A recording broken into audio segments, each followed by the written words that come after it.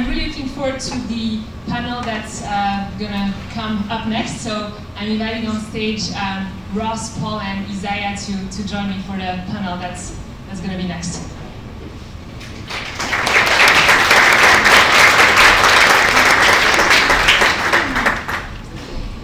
And yeah, we have the chance to have three amazing speakers with us today that I'd love to quickly introduce. So first of all, we have Ross Seychelles. Hello. Hello, Ross. And Ross has been the chief people officer of many iconic companies in Europe, such as Personio, Wise, and King. And most recently, he's been also an advisor with venture firms such as Index Ventures or Northzone, and has opened his own advisory firm. Next we have Paul Twist, who is the head of equity at Revolut and has many decades of experience in the field at other firms such as KPMG, Grant Thornton, and BDO. And then last but not least, we have Isaiah Baril-Dore. Testing.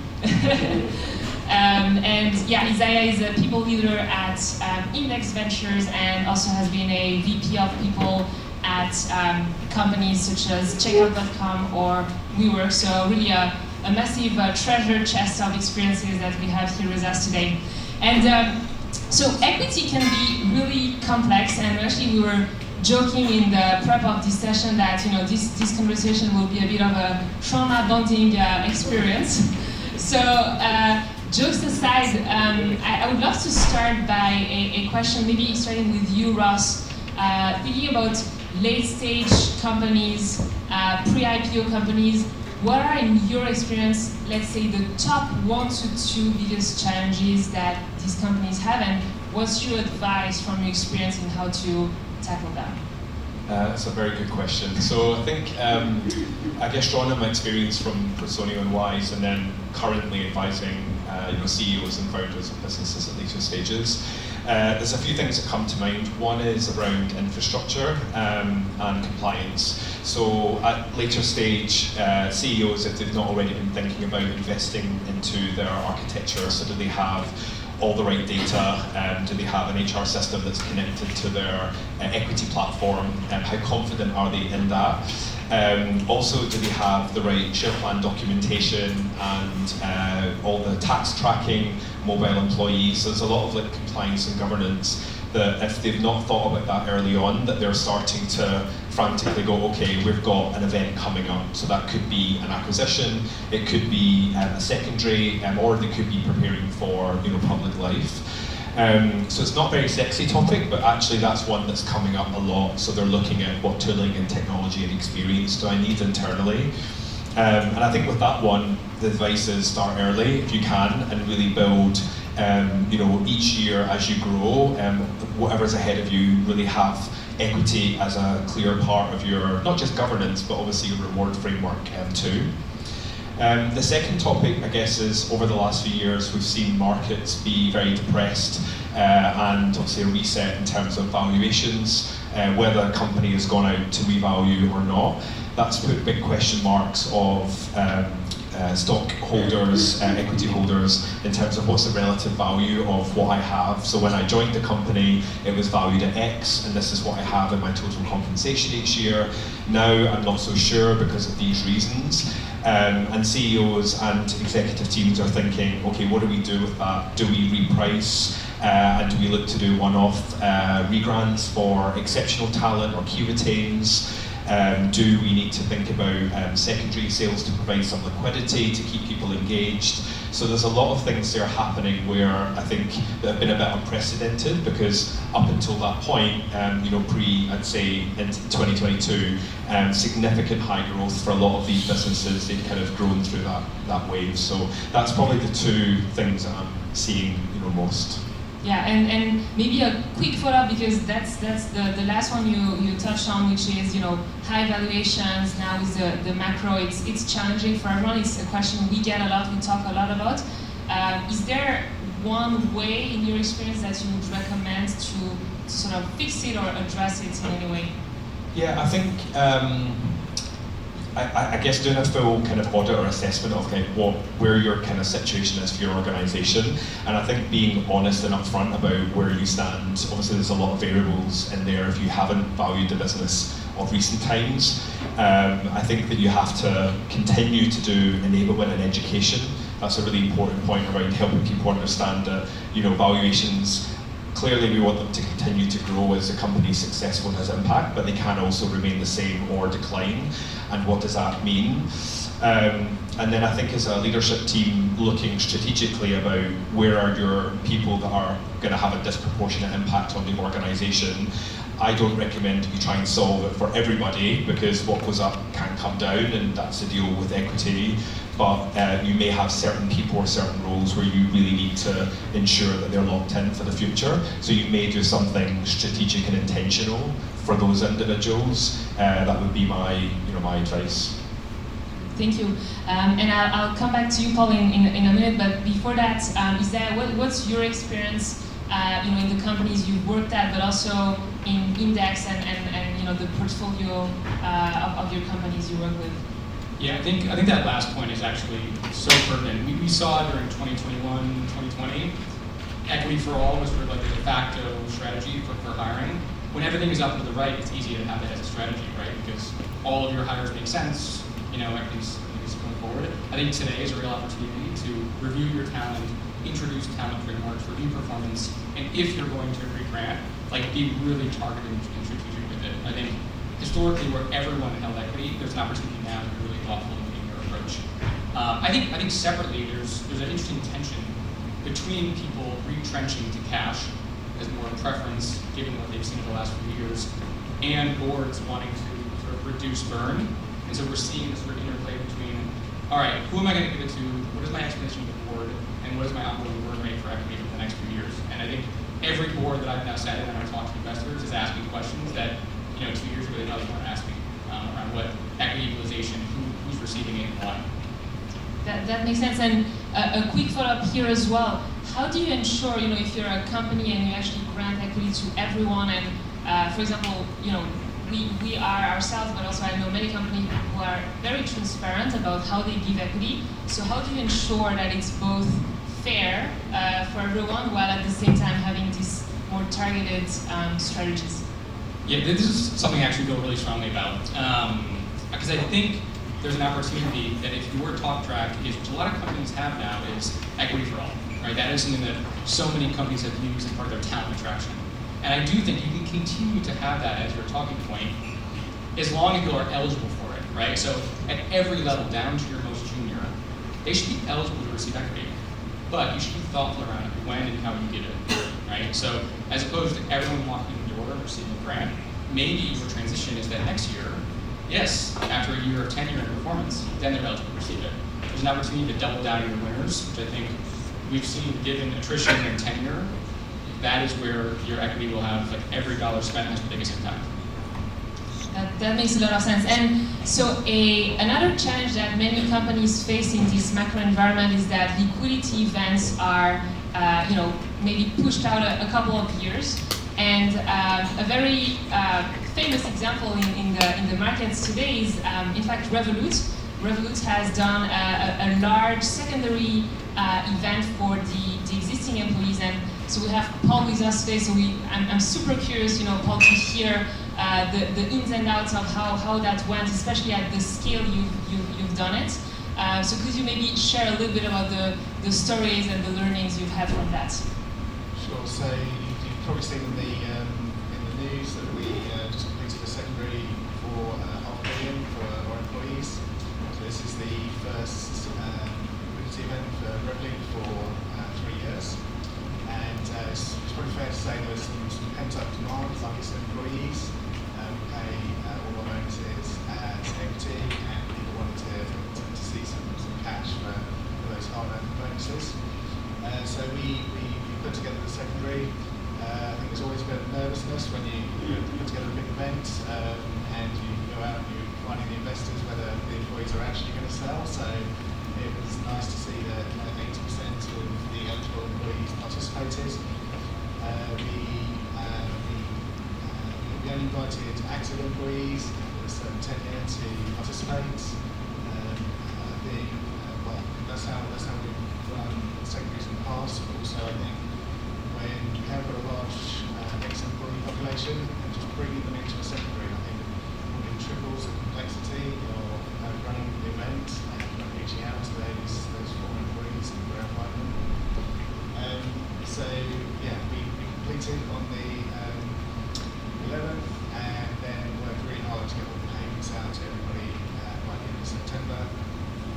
Some of the complexities along the way are we have lots of different share award types, and so it's converting hurdle shares into ordinary shares and collecting all of those instructions from employees, and they want to sell different varieties, so we accommodated all of that. I guess that went really well because we gave them a week to make some instructions in the middle of August. And so, we went into comms overdrive, and we had lists of everybody who was at the office on holiday or trips, and we were doing everything we could to make sure everyone had fair access to request in. That went really well, and actually the big learning I think really we took away was after we collected everyone's instructions, we needed to ask people to sign power of attorney to allow us to exercise and sell their shares. And we need that witnessed. And so we also make sure everything occurs, dotted signs, but I mean, trying to get a couple thousand people to understand how to witness a deed, and for a lot of people it's like the first time they've seen a deed, or something. That's probably the biggest headache we've got in the whole process. But we got there, it's completed. We had a lot of international mobile employees who participated as well. So there's some challenges around tax and trading tax liabilities. But we were really hot on the funds, so they tell people which payrolls their funds are going to. So they were sort of clear when and where they could expect their cash proceeds. And we also had some people selling instruments, so ordinary shares where there was no holding, or countries where there was no employee tax holding. So I guess that's probably the area where we've had the most questions come in. The tax questions. So we provided some generic tax cards, and we started getting these questions. You've got to see your own personal tax advice. This is a personal situation. But actually, what we identified is that a lot of people, we employ a lot of resourceful employees, and it was actually a pro show around IT, and one of the administrators came over to me and said, quite surprised, we had one of their employees contact us for a meeting, very exciting, and they get on the call and they just ask loads of tax questions. Tax return. So then we also had the employees contact the tax authority. So it felt like we had to do more, basically. So we've taken it away. We've created a tax centre. So we've used a guide to help advisors on actually how do you register to pay tax? What do you think of when you're sort of thinking about what might be taxed on, what sort of forms and boxes on those forms to need to put in. And in some countries, there's perhaps personal tax exemptions, and employees are contacting the tax authority to ask if they qualify for an exemption, and maybe providing all the information around the tax authority to give them a fair answer. So we've taken that away and gone through the groups ourselves, so we can share it with them. So yeah, it's been sort of 3 months in the planning, and pretty busy month of execution, but we're pleased that all the paint's out and back in. Thanks so much for sharing all these details, and congrats on the successful completion, and also thanks for being here in a time where you're still actually completing some of these final payments, etc. So yeah, thank you so much. By the way, we'll have plenty of time for Q&As at the end, so feel free to start thinking of any questions you might have as well. And so another big topic for many late-stage private companies is IPO readiness. And luckily, we are starting to see markets showing some signs of recovery. People are thinking about going IPO now, etc. So from a people leader point of view, I'm really curious, what would you say are the top 1 to 2 strategic priorities on a really big high level to really think about, let's say, well enough in advance of the IPO, so let's say 1 to 2 years, what's your 1 to 2 strategic priorities, perhaps starting with you, Ross? So I think for me, there would be, one is getting kind of your house in order. So making sure that you, as I mentioned earlier, that you have good awareness of your data management, not just on equity, but also across the board. So from a people governance perspective, because that touches quite a lot of topics that will be looked at as part of the listing process as well. And then making sure that you're thinking about scalability. So do you have the technology and the tooling that can make a listing process easy? And if you have to swap out technology or any other processes, do it earlier. I've seen organisations that have done it too late, and then it starts to really compound with the actual closed listing window, and that can become quite challenging, especially if you're reaching out to ex-employees or shareholders to validate information and get expressions, etc. So that's probably one area. And then I think as you're designing share plans, is thinking ahead and looking at kind of what the path is towards listing. So you may not know the market that you're going to list in, but highly likely, when I was at Wise, for example, we knew it would either be London or New York. So really thinking about what's the corporate governance then of each of those countries, working with great advisors. I think Lucy's here from Deloitte, who we worked with, who really helped us think about what are the things you should do now across things like executive remuneration, your equity plans, transparency, governance. Do you have a remuneration committee? If not, you should be setting one up now. So there's a whole range of things you can start when you're private and you don't have the scrutiny of the external market, and then get ready over time. Last thing, I guess, we drew a lot of experience from our advisors and our investors, so talking to like Index and others who gave us good knowledge of other companies that went before us, and that could help us figure out, okay, what are we missing? So doing a bit of a gap analysis, essentially. Great. Is there anything you would want to add to that priority list from your side?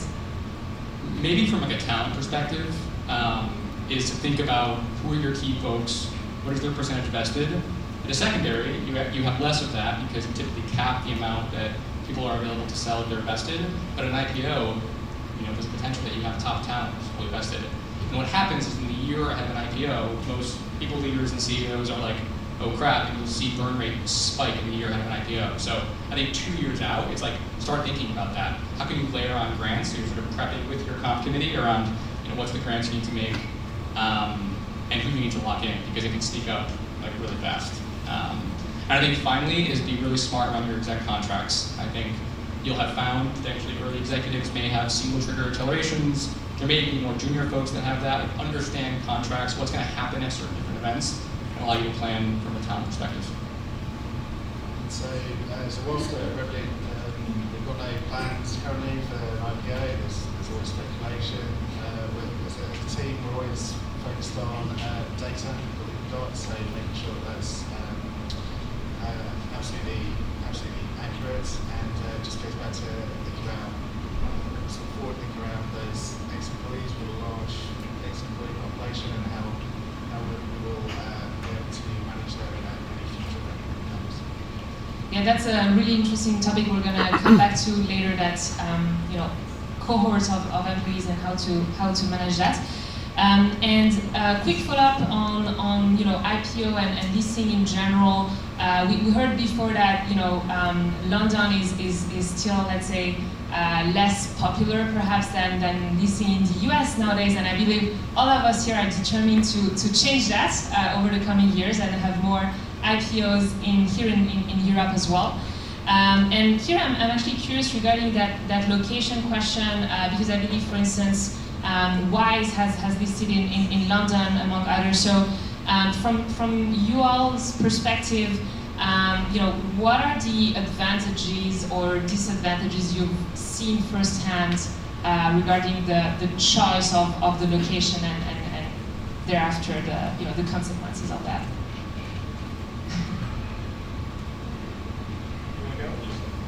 I mean, I think access to capital is a big part of that. Obviously, where you see the U.S. tends to have larger valuations. Obviously, that's shifted a bit over the last few years. But I think even based on that presentation, there's a bit of like interesting data that may support actually London having more quality versus the size. But I think a huge part of what we see at IDEX is around like your marketing. And as much as we hate to admit it, a huge part of IPOs is around brand awareness. And I think one of the problems we see is that some European companies are attracted by this, the big ocean that you mentioned, but like their brand and their marketing actually hasn't caught up. And so the IPO actually is hurt. So I think looking really closely at like where do they spend their marketing dollars, how are they planning to advance out of the IPO is key. And London may actually be a better fit for a lot of other Europe-centric organizations. I guess just to add to that, I guess organizations will be thinking about where are they now, but where will they be in the next few years? So again, it might be a strategic play as well as like where's our headquarter currently. That might not be the centre of gravity in the future. So that will may influence decision making. But the bigger thing I've seen is around, other than capital, is around governance. So kind of it can vary quite significantly. And I think we heard earlier about some of the changes that obviously have been brought in around listing in the UK versus previous. So that hopefully should help when you have topics like executive or CEO pay, where obviously we have in the UK seen that as having a certain kind of cap and limit versus maybe in the US, especially in tech, there can be much higher opportunity for earnings, so that can then determine where companies decide to go in the future. Makes sense. Anything you'd like to add, Paul? I don't think so. I don't think we're ready to set a market yet, or I think that At least officially, not yet. But the internal talks are great. So. The last topic before opening for Q&A is talent. And there I'd actually want to follow up on a topic you mentioned before, Paul, which is this sort of tension between the early employees who have been there for the whole journey, and then the need for a company to actually bring in talent who has experience running a publicly listed company. So how do you actually manage around that old versus new topic? Perhaps starting with you, Ross. It's not an easy one, and I think it depends on the organisation because I guess talking from experience, we had it at Wise and Personio at different stages. So for us, it wasn't necessarily as we got up to the point of listing. It was earlier in the journey where there was more complexity that we were building in our product, or we were expanding into new markets or geographies, whereby we needed to then think about up-leveling some of the talent and people that had seen that level of scale and growth before. So therefore, the talent we were going out to look at in the market then was coming from listed companies or much more scaled tech or financial businesses. So they bring obviously their own ways of doing stuff, and I think that actually can be more damaging or can be more helpful if it's harnessed in the right way. So the kind of listing was not really the thing that triggered that. It was much earlier in the journeys. I think for us, we spotted the early warning signs of that, where we've seen like challenges between different teams or new leaders coming into the organisation and trying to change direction, impacting the culture maybe in more of a negative way. So kind of getting onto that, addressing it openly and working it through, if it's between teams or looking at it more across the organisation was kind of where we've seen it. We did bring certain skills into the company a bit later, where we had to beef out like our finance, legal, reward teams, because we knew that we'd got by with certain skills and experiences, but we needed to bring in individuals that had done things before or were like real specialists. But we were always careful about how we onboarded them into the organisation, and as we would with anybody. But yeah. Would you like to add anything to that? I think there is a tension between people who were there from the start and people who are joining now, especially when price has grown recently. We constantly keep under review in terms of mix between cash and equity, and also where we use targeted rewards. That's what we've got.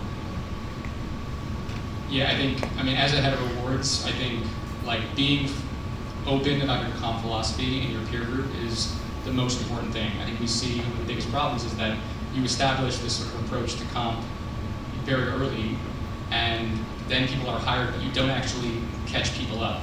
And so you'll find that cash comp and being like really just inaccurate. So I think it's super key to be transparent around the pay mix is going to change from a very early employee to when you're hired now, as is the risk profile, as is the type of talent.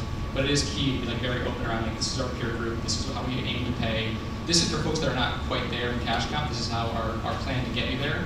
Because that tends to be one of the biggest tensions outside of equity, is that early employees tend to be left behind in cash comp. And yes, their equity is worth more, but like, you know, generally without liquidity, it's hard to justify that. And so you have to balance this sort of equilibrium between equity, cash, and type of role that you're bringing in, which is challenging. But being open about philosophy is key. Yeah, and really bringing early joiners also along the journey and communicating with them all along. Great. Well, thank you so much for sharing that. And I'm sure there are a lot of questions in the audience, so I would love to open up for Q&A.